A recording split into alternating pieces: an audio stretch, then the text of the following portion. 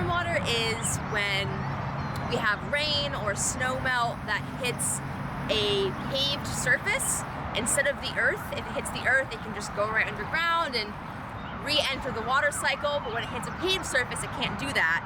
So it runs across that paved surface, or maybe a roof or something else impervious, and then it enters our waterway after doing that. So along the way, it's picking up chemicals or litter, debris, all kinds of gross stuff, and then bringing that into the river. And in a place like New England, where we have a lot of rain, this happens a lot, and in fact, stormwater is the top threat to our water quality in Massachusetts.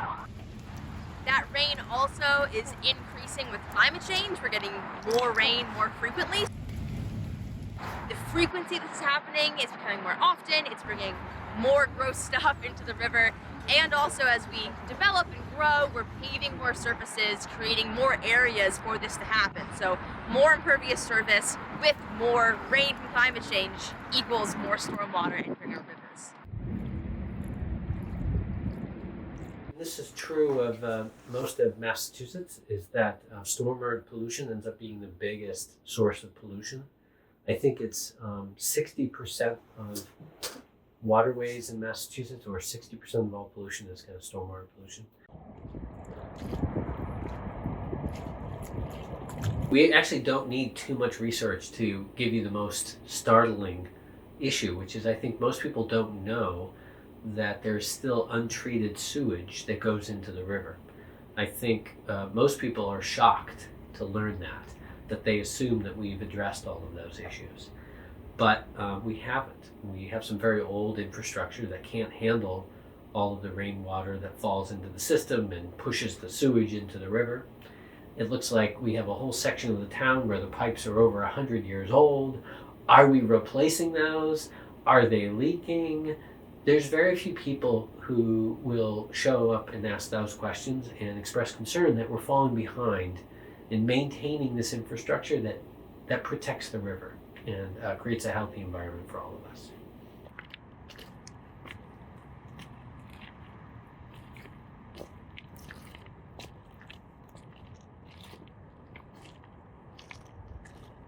The river itself has a lot of ecological value.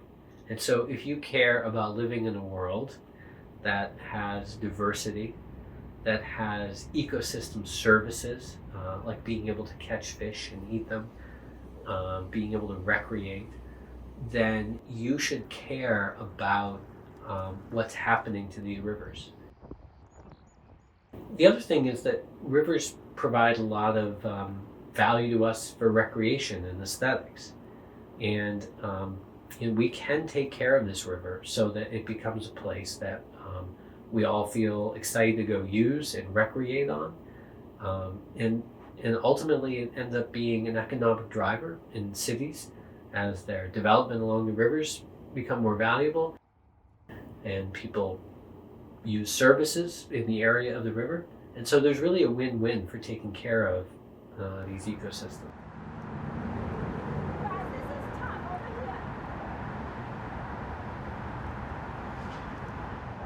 It's 2022, and we're using these sewage systems from the 1900s that are dumping raw sewage in our waters. Like, that's poop, that's gross. It's 2022, we shouldn't be needing that.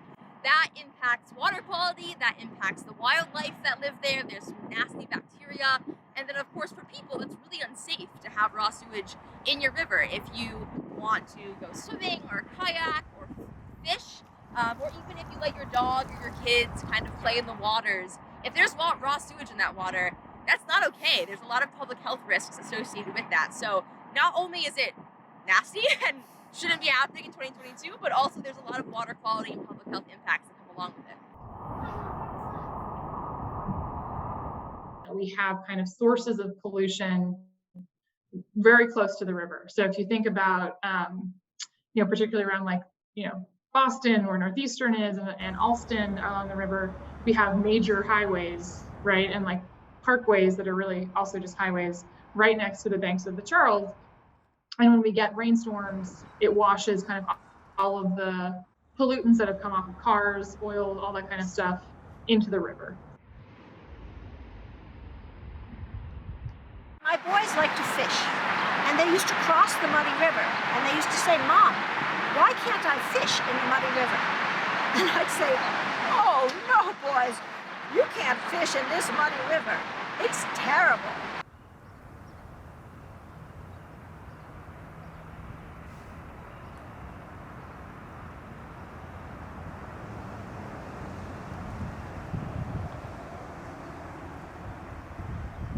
Now, with our cars, with our chemicals, with the way our sewers work, so much human waste and human pollution goes into our rivers, and we're killing ourselves.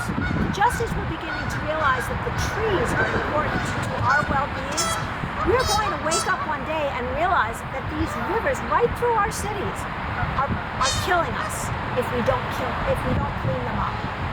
And we can make a difference. Every single one of us with our own hands, we can make a difference. And stormwater pollution is one way that we can start thinking about how individuals can help stop this problem. Fireball King, thank you. That's excellent. Oh, it's too heavy. Yeah, you broke the scale. If we don't do something here, all this trash will both pile up, much of it will sink, it will become microplastics that go into our river, into our ocean, into our fish, and then we'll be eating it. We've begun to find microplastic in our blood, in human blood, in our sushi, in everything we eat. It's sad. It's because of this trash. If we don't do something, we will be bearing the consequences.